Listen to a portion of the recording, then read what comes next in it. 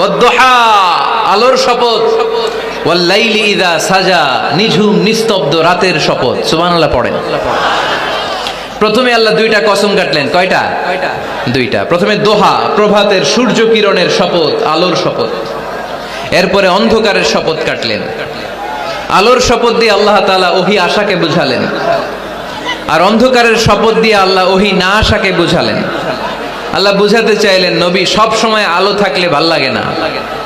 24 ঘন্টায় যদি সূর্যের আলো, এখনো সূর্যের আলো, সকালেও সূর্যের আলো, খালি আলো আর আলো, ভাল লাগবে? কথা বলেন না কেন?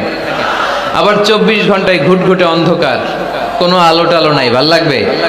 তার মানে জীবন চালাতে আলোরও দরকার, অন্ধকারেরও দরকার। বিশ্বনবীরে বুঝাতে চাইলেন, নবী ওহী আসা যেমনি দরকার, মাঝে মাঝে ওহী বন্ধ রেখে আপনার একটু বিশ্রাম দেওয়া দরকার।